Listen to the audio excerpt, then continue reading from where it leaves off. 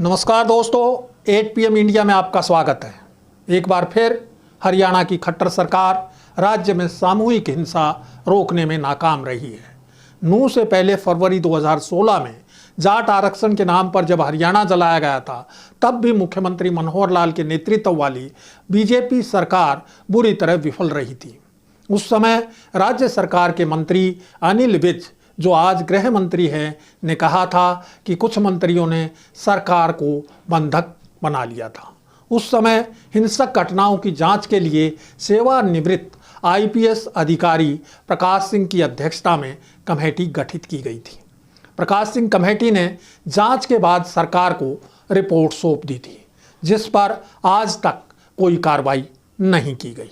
विपक्ष का आरोप है कि ये रिपोर्ट सरकार के प्रतिकूल थी, इसलिए ठंडे बस्ते में डाल दी गई। इसी प्रकार साल 2017 में डेरा सच्चा सौदा प्रमुख राम रहीम को जब CBI अदालत ने सजा सुनाई थी, तब भी खट्टर सरकार नाकाम रही थी। भारी संख्या में पंचकुला पहुंचे डेरा समर्थकों ने पंचकुला और चंडीगढ़ समेत पंजाब के कई हिस्सों में तोड़फोड़ और आगजनी करके तांडव मचाया था।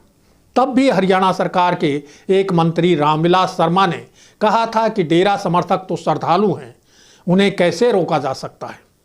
नू में भी ब्रजमंडल यात्रा में बड़ी संख्या में प्रदेश भर से श्रद्धालुओं को ले जाया गया था। बजरंग दल और विश्व हिंदू परिषद से जुड़े कुछ असामाजिक लोगों ने सोशल मीडिया के जरिए मेवाती समुदाय को उकसाने भड़काने का काम किया था।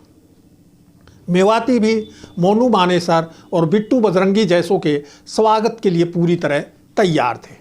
नू के CID इंस्पेक्टर ने एक न्यूज चैनल के स्टिंग ऑपरेशन में बताया कि उसने 10 दिन पहले यात्रा के दौरान हिंसा होने की आशंका की बाबत रिपोर्ट भेज दी थी। गृह मंत्री अनिल विज कह रहे हैं कि उन्हें खुफिया इनपुट की कोई जानकारी नहीं थी।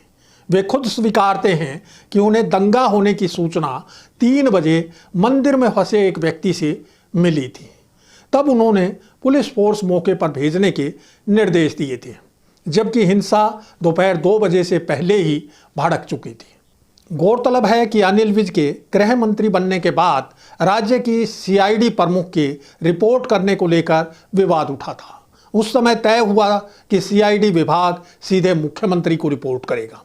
इसीलिए गृह मंत्री के पास पहले से दंगे के बारे में इनपुट नहीं होने की बात उनका अपना सच है, चूंकि खुफिया विभाग सीधे मुख्यमंत्री को सूचना देता है। इस बारे में विज के बयान से एक दिन पहले राज्य के होम सेक्रेटरी ने पत्रकार वार्ता में कहा था कि पुलिस के पास यात्रा पर हमले का इनपुट था। इसका अर्थ साफ है कि जिले के CID कर्मचारियों ने अपना काम किया, लेकिन उच्च स्तर पर गड़बड़ी हुई। घटना के 2 दिन पहले जिले के SP वरुण सिंगला का छुट्टी पर जाना भी संदेह के घेरे में है। जिला प्रशासन और पुलिस को भी हिंसा की पहले से आशंका थी। तभी तो नू की ASP उषा कुंडू ने यात्रा से पहले फरार मुजरिम मोनू मानेसर के बारे में मीडिया को बताया था कि वह यात्रा में नहीं आएगा। यानी जिले के पुलिस अधिकारियों से लेकर उच्च अधिकारियों तक को तनावपूर्ण हालात की जानकारी थी। इस पर भी बड़े पैमाने पर दंगा हुआ। इससे साफ जाहिर है कि पुलिस प्रशासन और सरकार की लापरवाही से दंगा भड़का। गृह मंत्री को दंगा भड़कने के 1 घंटे बाद सूचना मिलती है, वो भी दंगाइयों से घिरे आदमी से। इसका मतलब है कि चंडीगढ़ में बैठे पुलिस प्रमुख ने भी गृह मंत्री को राज्य के एक जिले में हो रहे सांप्रदायिक दंगे के बारे में सूचित करना उचित नहीं समझा। यदि पुलिस प्रमुख भी गृह मंत्री को रिपोर्ट नहीं करता है, तो अलग से गृह मंत्री बनाने का औचित्य ही क्या है।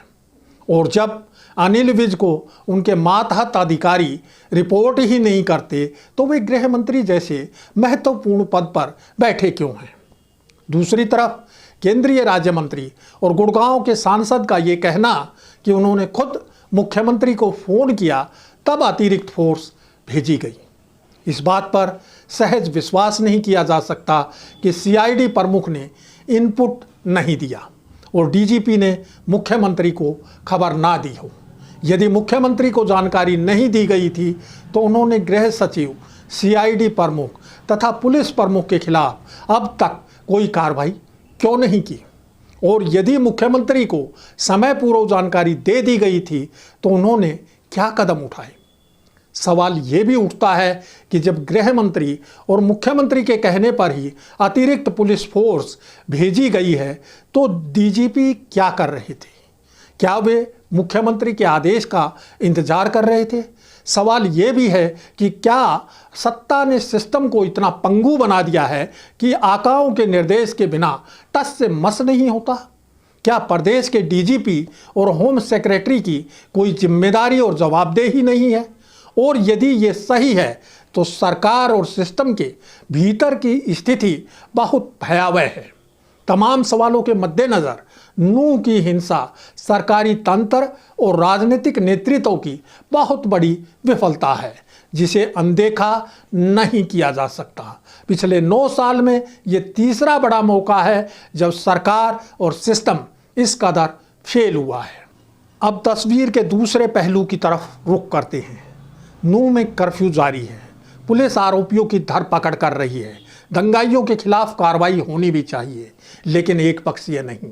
वहीं जिला प्रशासन आईएएस अधिकारी अजीत बालाजी जोशी की अगुवाई में बुलडोजर स्क्वाड के साथ दंगे के आरोपियों के मकान, दुकान और व्यापारिक प्रतिष्ठानों को अवैध यानी गैर कानूनी बताकर जमींदोज कर रहे हैं।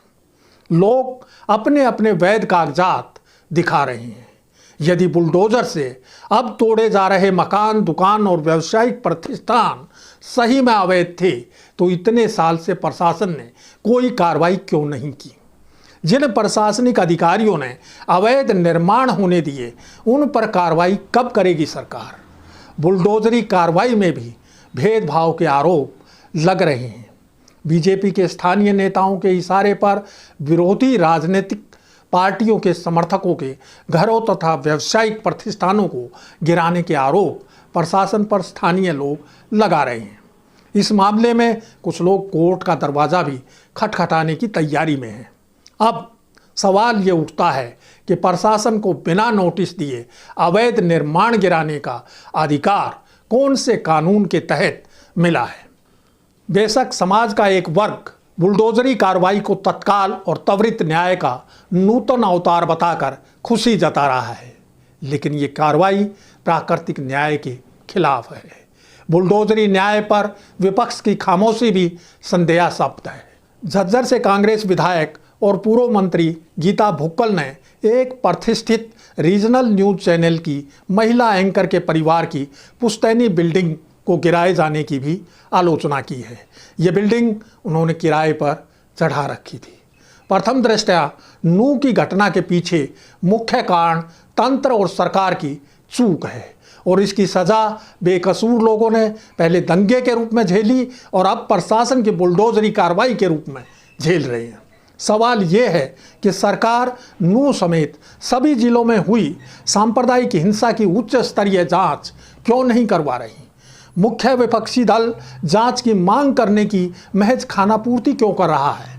इस पूरे मामले की न्यायिक जांच की मांग क्यों नहीं की जा रही, जिससे जनता के सामने पूरा सच आ सके, पीड़ितों के साथ न्याय हो सके? इस सारे प्रकरण की उच्च स्तरीय जांच होनी चाहिए। इस बात की भी जांच होनी चाहिए कि हिंसा की आशंका के इनपुट होने के बावजूद सरकार और पुलिस प्रशासन क्यों नहीं हरकत में आया। जांच इस बात की भी होनी चाहिए कि पुलिस और प्रशासन के जिम्मेदार अधिकारियों ने ड्यूटी निभाने में कहां ढिलाई बरती। साथ ही राजनेताओं की भूमिका की भी जांच होनी चाहिए। अब समय हो चला है विदा लेने का। जल्द फिर हाजिर होंगे नए मुद्दे और सवालों के साथ। नमस्कार।